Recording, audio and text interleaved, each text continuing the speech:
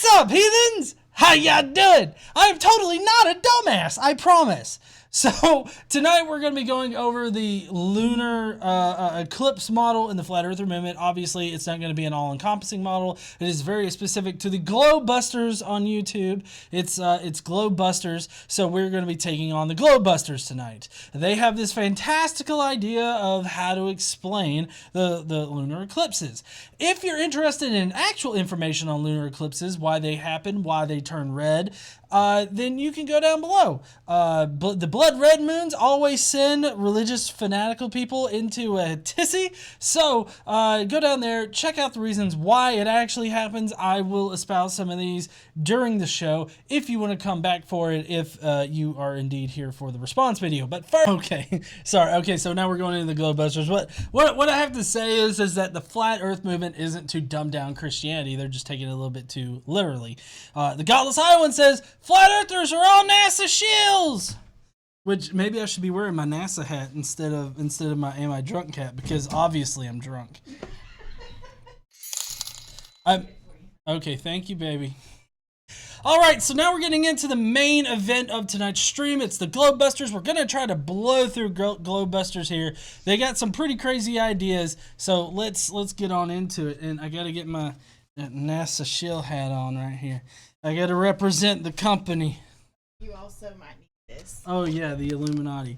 This is not a shill campaign. Please do not listen to the fucker that was talking a minute ago. Steven Anderson he's in the closet, really. I mean, he doesn't even sleep with his wife anymore. They have 10 kids, but they sleep in separate beds in separate rooms. So, I mean, yeah, they're not fucking. My model back in the beginning of last year, after I got the moon and sun working, one of the first things I wanted to check, because September was coming up, was the 2 eclipses. Wait a second, he got the sun and working on his fucking model? How the fuck does that even work? I gotta find that video. Steve Bauman, I hope I said that right. Who needs science when you can be an idiot but use all it has given? That's called being a Christian or a flat earther or any anti-science person that is also Christian. And I already figured out how the solar eclipse would work. I never really considered it any other way than the moon was eclipsing the sun. I never really considered any other ways. Even though I read a lot of Vedic books, I mean, I'm definitely aware of Rahu and Ketu. I mean, it's only mostly only books I read are Vedic books. Okay, before he goes on, we got another super chat from Beach 8. Chemtrails! Gay frogs! Run, hide, bury your head in the Bible and ignore. Love you, GE. Love you, KC. NASA shill! Hi, Beach. What up, Beach? All right. But for the solar eclipse, I kind of got stuck that it was the moon because of the positioning and everything. I mean, it just is right there. Right. Okay. Drew Book Reviews. Penguins are a secret military force to keep you from scaling the ice wall and seeing what's on the other side. It's how they keep you from FE from you.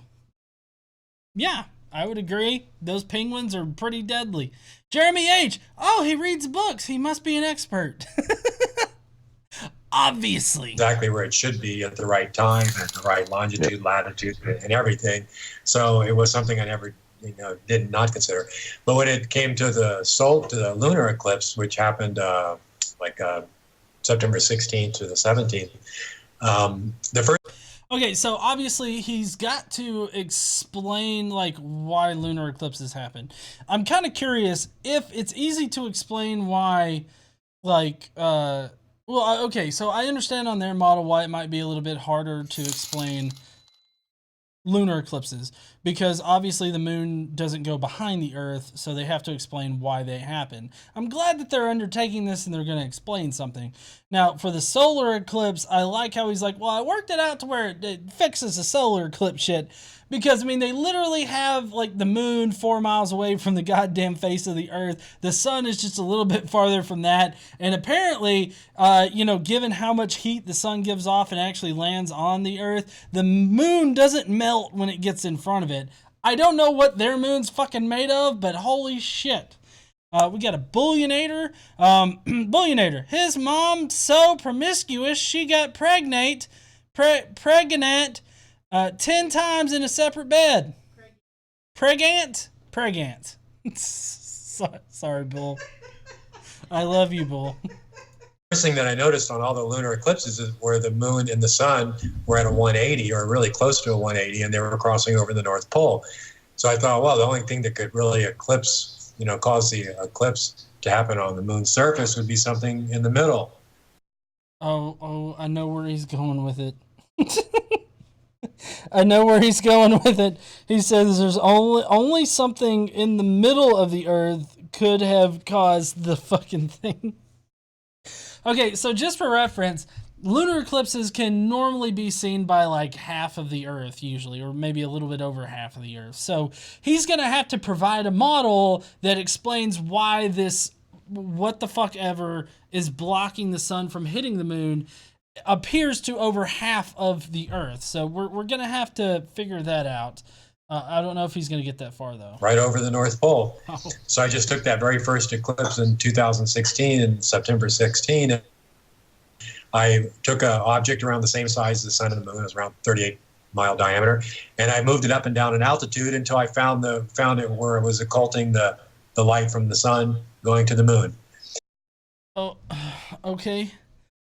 He says, honey, I don't know if you really grasp this. He just said that the moon and the sun are 38 miles in diameter.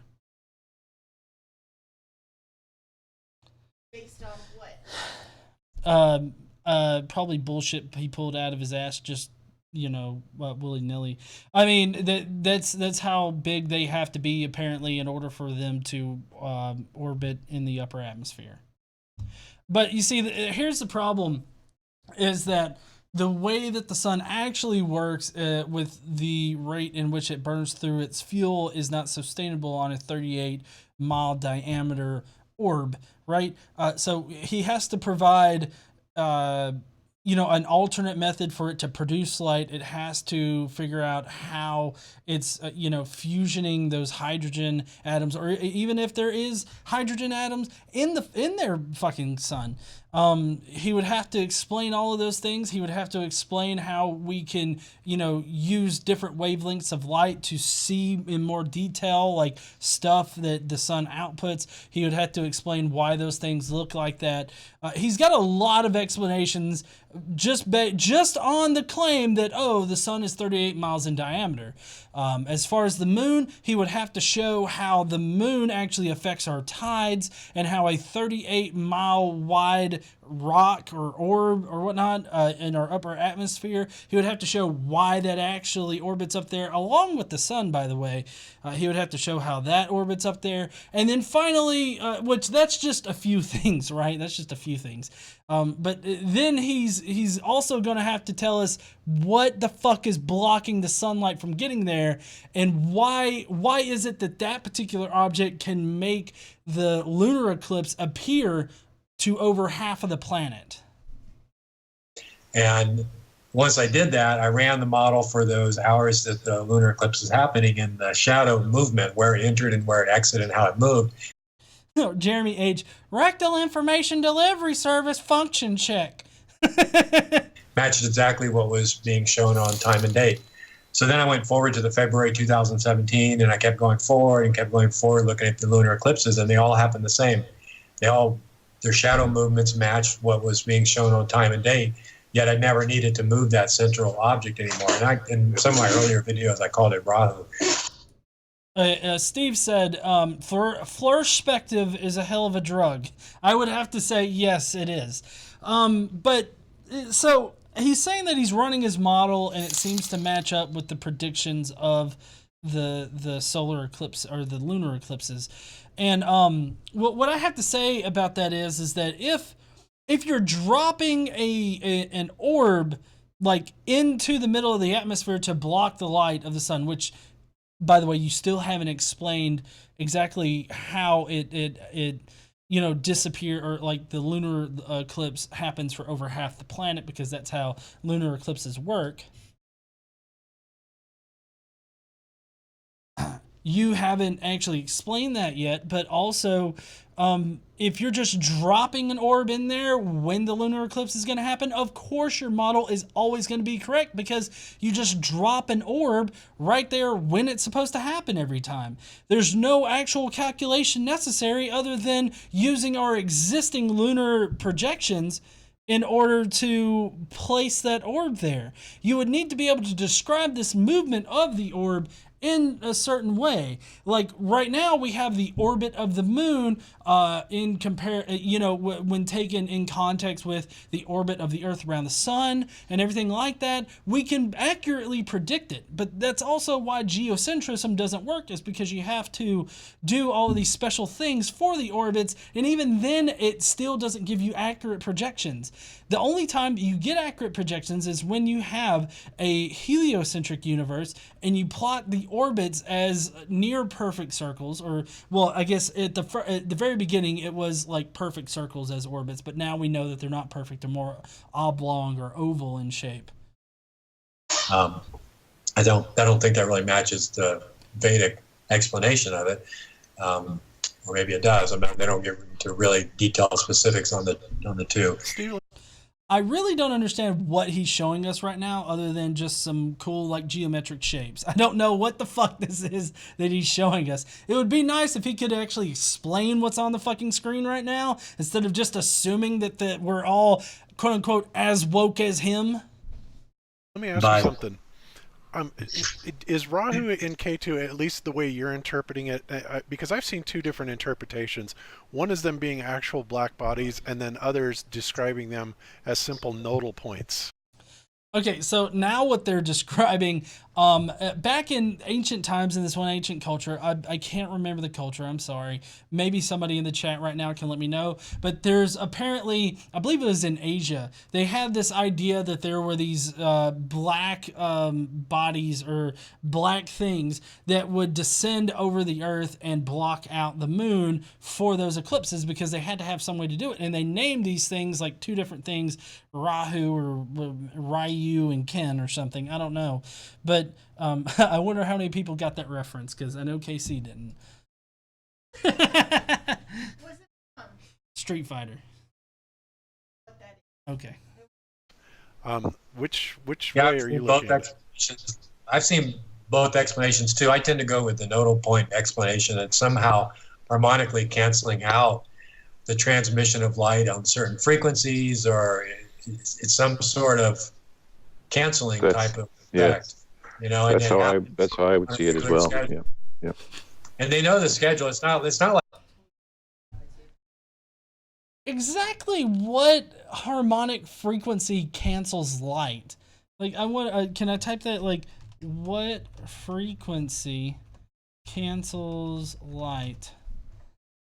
Let's see, Kiora, would it be possible to make a light cancellation flashlight?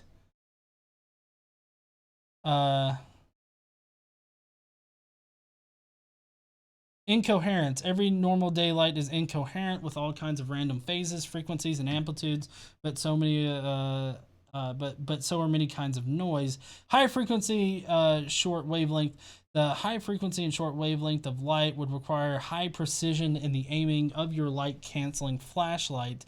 As Larry notes, another answer on here. Any misalignment would lead to repeated bright and dark areas, an interference pattern, instead of one long dark area, the desired result. Short wavelength, high-pitched sounds, too, are difficult to cancel, particularly, and for the same reasons. Working with sound, these problems become easier to deal with when A, the noise is less random and more repetitive, as in engine noise, or B, the noise-reducing device is very close to either the source of the noise or the listener's ear, as in noise-canceling headphones.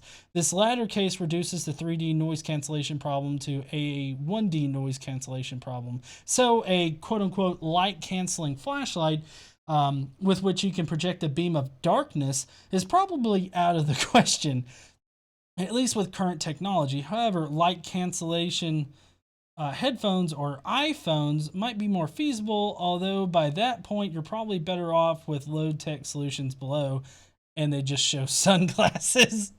or a host, the horse's blinders, or just a basic fucking tie over your face.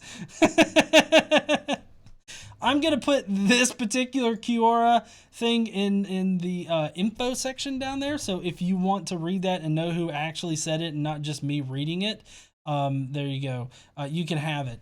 But that's an interesting article. He lays out a lot of good points as to the problems with this whole light cancellation thing. My guess is that he would special plead his way out of that particular explanation, saying, well, if it happens, then it happens. And that's not really an answer. You can special plead for anything that you want to, but that doesn't actually make you correct. Godless Iowan, I knew a lady with 12 nipples. Sounds fun, doesn't it? Doesn't it? All right. Like they need to be predictive. You know, the model itself, if you just were to note all the eclipses over time, like they've done since ancient times, you see a 223 moon cycle, you know, and all the cycle does is repeat itself, even in quality. So when you have red moons, I found out, were when the alignment was almost exactly 180. Of course, it could be 180 also, but I don't think I even noticed any that were exactly 180. But they were really close, and the closer they were, the more red they were. You know, they at a certain perfect alignment of 180, they would start to call them red moons. Oh, God. Okay, so now he's trying to explain why the moon turns red during a lunar eclipse. The real reason why, and this is in the links that I provided down below, the real reason why is that the way that the light hits our atmosphere, the other parts of the light spectrum are scattered away, while the red portions, or the longer ones, are the ones that hit the moon. Now, what he's saying is that as you get closer, it becomes more red.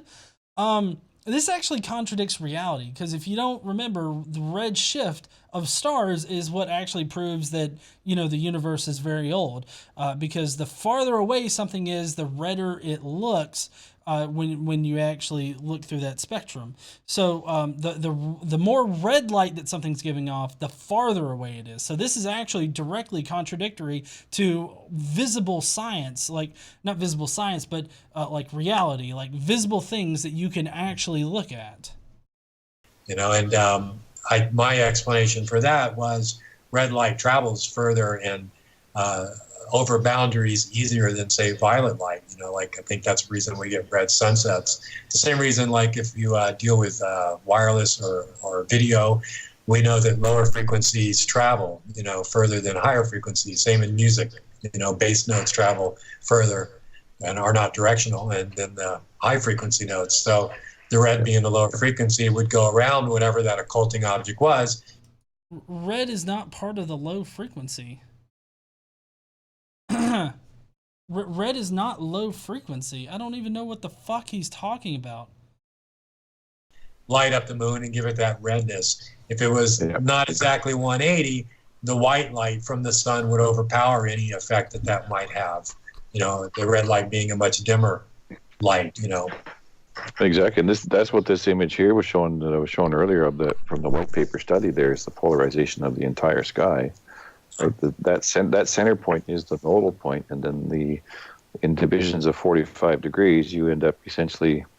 What?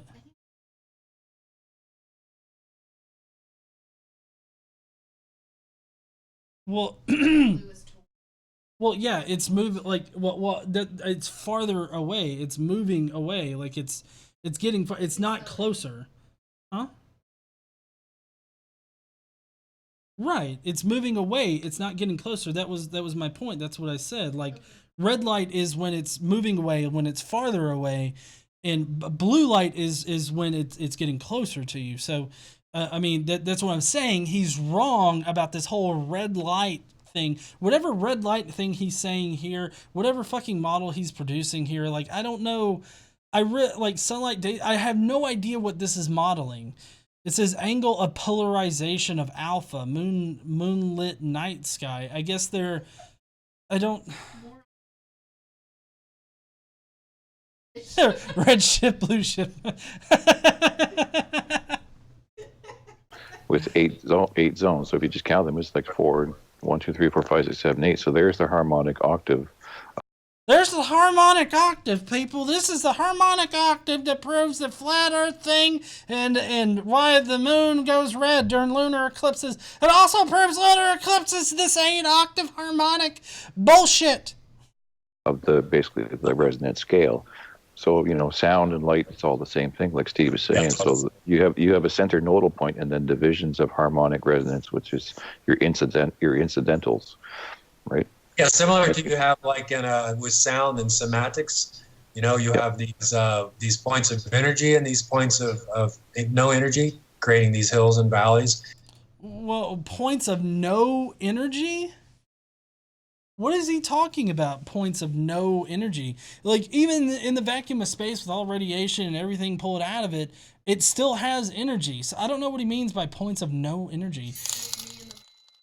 It's KC in the morning with no coffee. Jeremy H says bottom row looks like a bad LiDAR image of vagina.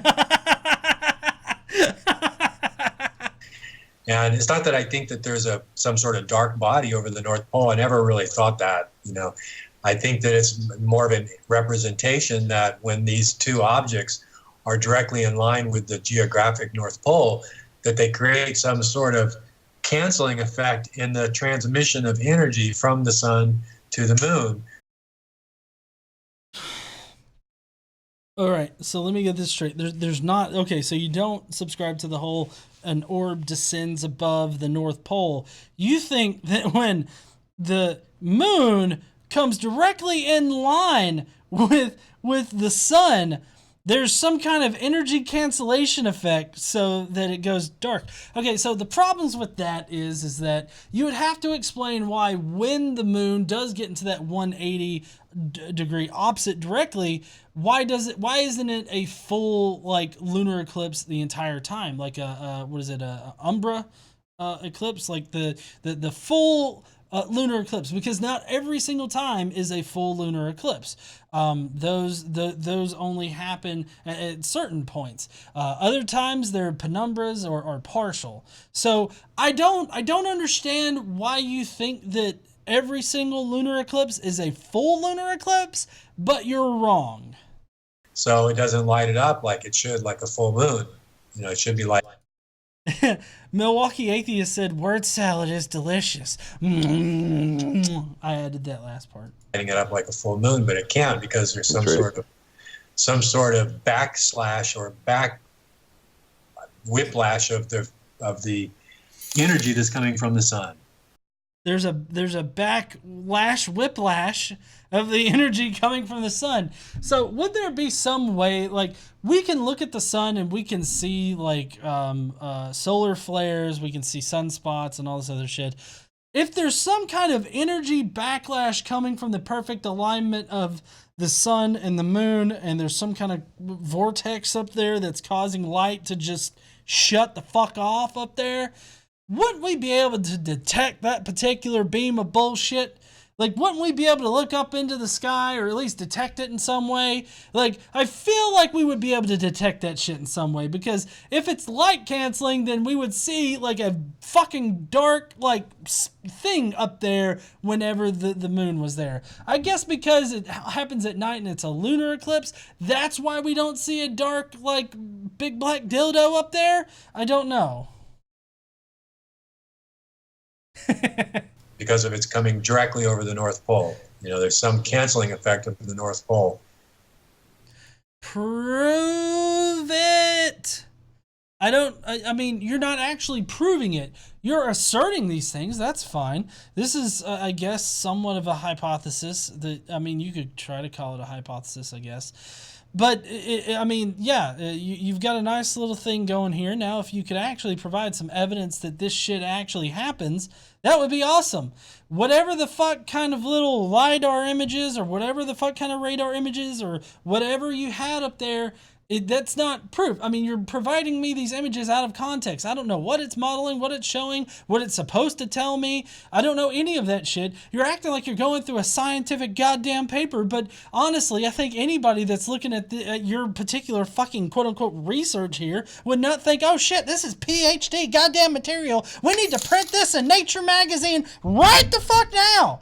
Like that's not anything that would happen. I know. Jeremy H. Seen nothing yet but kaleidoscopes and taints. Taints we have seen. God's taint. Like a beam that goes up the North Pole, that if the sun and the moon are in line with that beam, it kind of sucks up the energy. Right. Okay, so if it sucks up the energy, we'd be able to definitely detect that, but we don't. If there's a light canceling effect, would not the sun go dark too? Do you think the entire world is dark? Do you, like, if it's a light canceling beam, then the sun's light should go out too because they're canceling each other. That's considering that apparently when those two are perfectly fucking aligned, apparently they emit some kind of harmonic audio frequency that cancels out light. And I have no idea how that's supposed to work. Right, it's kind of a discordant type of thing. It's something that would be, and what's interesting is doing two different frequencies. Sorry, but, you know what a beat pattern is, right? Whoa, whoa, whoa, absolutely. Whoa, you know? I can guarantee you these guys don't know a goddamn thing about how sound waves work. Milwaukee Atheist, he has a PhD, a pretty huge dick. I finished it for you.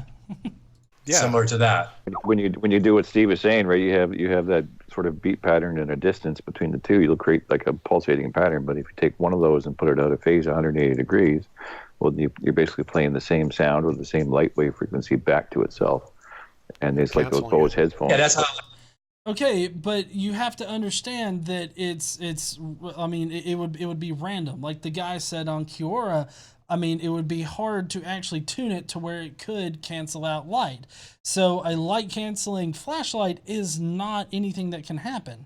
We can work, it works easier with sound waves, but that's because, I mean, while light is a wave, it's a lot harder to deal with a light wave than it is an audio wave. So this doesn't work like he's saying it works. This is just simply not how like reality operates. Like noise canceling headphones, right? Yep. Exactly. That's exactly how they work. Yeah, exactly. Exactly. And I was going to mention. So as you can, in light, it's just a frequency. Sound is a frequency. Going to have light canceling frequencies too. Yes, exactly. And all this, you're right. It goes back to cymatics. And interestingly enough, I was watching a thing on cymatics last night, and it's interesting how all of the frequencies and time periods and everything all seem to stem out of this 432 hertz frequency or multiple harmonics of it. No. 9 is all over the. I look at the whole system as like a clock I have from the beginning because I don't Big know. time. It's the way I approached it is that, hey, I feel this is like God's clock and we're living on the face, and it tells us everything we need to know if we understand what we're looking at. No, this is not the face of God's goddamn clock. I don't even know what the fuck you're trying to tell me. I have legit no idea what in the world you're trying to say with this. I don't know how this makes up God's clock or whatever. I get that you say that it works in a predictable manner, but you're not actually proving that it works in a predictable manner. All you're saying is, I have a model and I ran simulations and it shows that this light canceling thing's a really good shot. And you can't just say that without any kind of actual evidence. All you showed us were some black and white graphs that we don't know what the fuck that they're trying to model for us.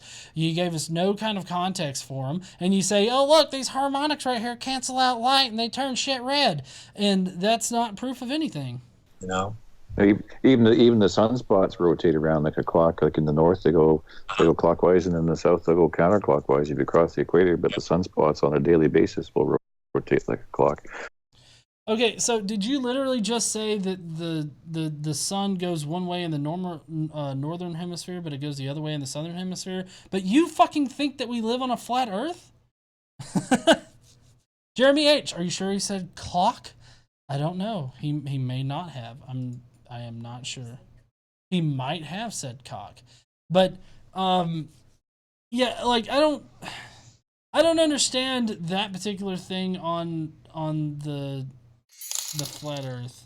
I don't know. And that just completely blows the globe model out of the water, in my opinion. But because you're looking at the same face of the sun for weeks on end, right? Or, What? I mean, I don't like. How would you even determine like the face of the sun? Like, I mean, it's literally a variable surface. Bliss Xbox, this is my first time watching you live. I found GE today. Awesome! I'm glad that you're there. for permanent. Sure, they don't turn it acid. They do some trickery. I don't know exactly what they do, but they rotate the sunspots around what they call the equator of the sun. You know.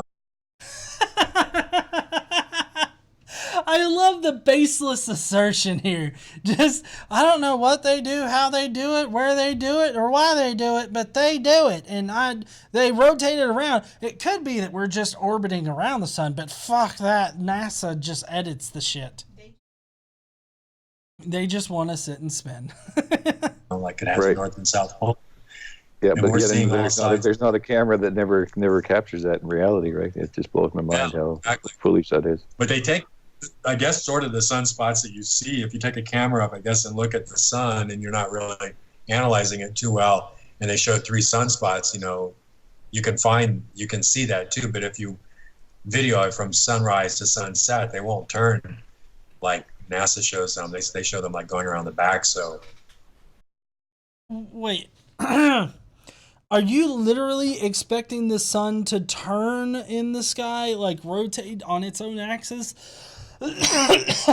in the sky, like in one day, and you can see that from like your front porch? Are you literally trying to tell me that right now? Because I really don't believe that shit, okay?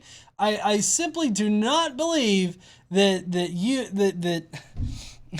there's no way this is the argument that NASA is faking images of the sun because during the day you can't see the sun turning. Like, this is legit not an argument. Please tell me it's not an argument. Yeah, absolutely. This is an image. I don't know if you got this one up. I'm sharing the screen here. I don't know if you've got it up there now. You're up. This is related to what Steve's saying too with the toroidal fields, and this is actually, I just tried to map a toroidal field to the eclipse event to see what it might look like and where the fields would be kind of distributing along the line. So you can see as the light scatters outwardly, it does follow those types of straight line refraction patterns. What? Okay, so why is it that you see a straight line in all of those curves? Like, I don't know. I mean, maybe it's just the way that he's drawn the top. Oh, fuck me.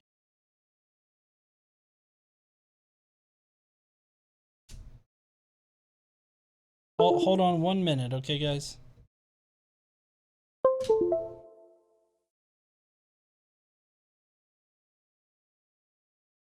Oh, shit, my battery's low.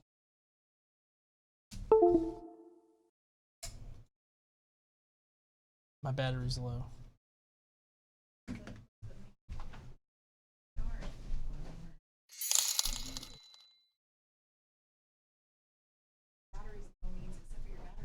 I know, I wasn't asking you to get anything.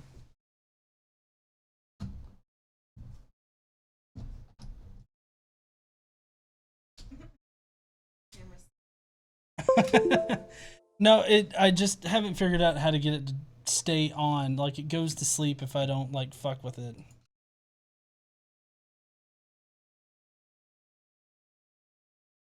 It's just the way that I have it set up. My camera's actually pretty good. Just saying.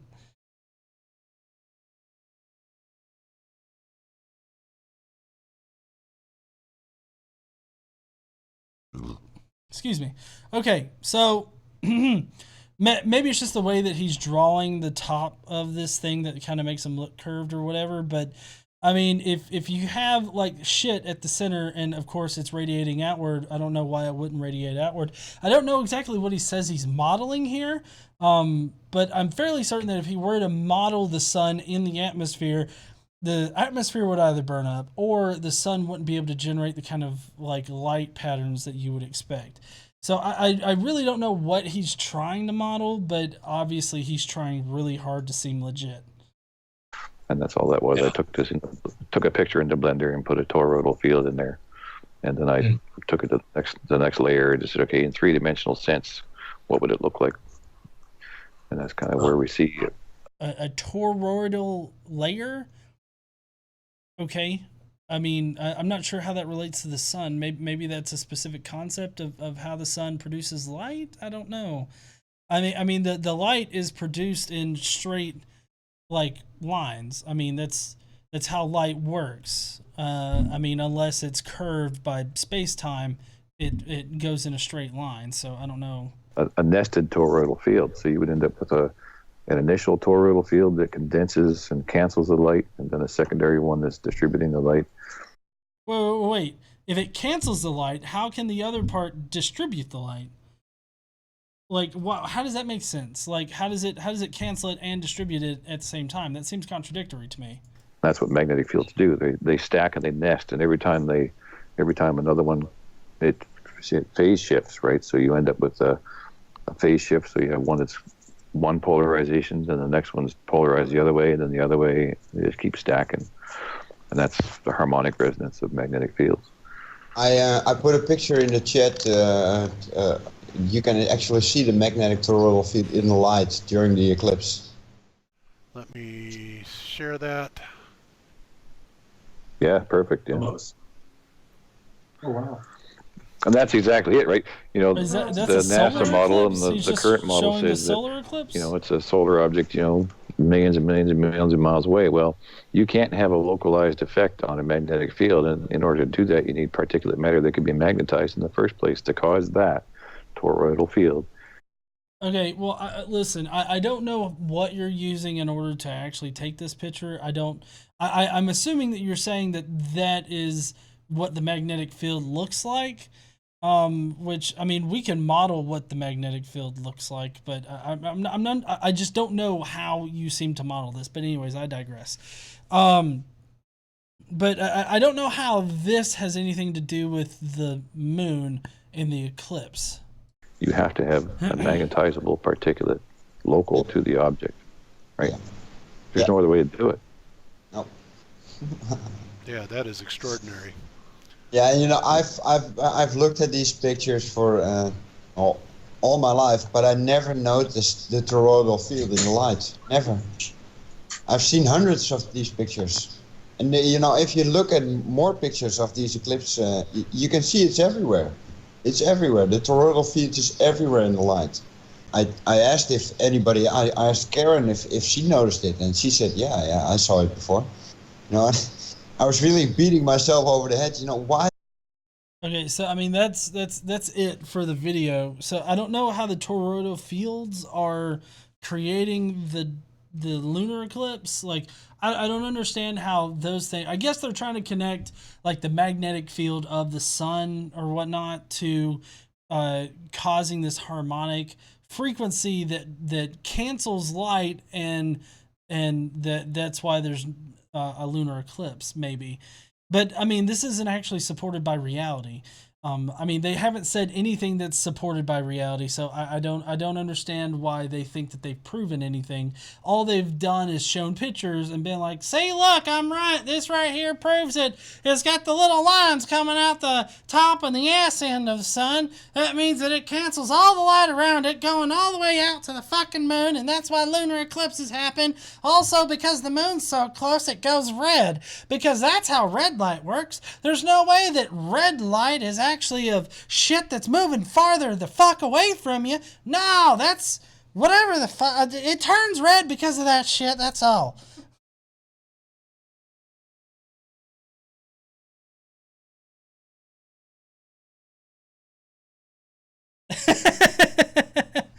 Young Merv, that is dumpster fire juice, 100%, y'all.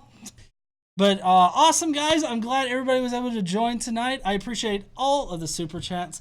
I hope I didn't miss any super chats, but if I did, I will try to rectify that somehow, contact you directly or something. I think I got everybody, though. So if you heathens will, if you're not subscribed, please consider subscribing. And I would love to see you next weekend. And Yeah. Last thing, somebody's asking about Jordan Peterson. I don't like Jordan Peterson. I don't like his arguments. I don't like his rhetoric. But that's a simple answer. But maybe I should do a video actually elaborating on why I feel that way. So that might be a good idea. The Godless Island, I did not miss that. You missed this. No, I didn't.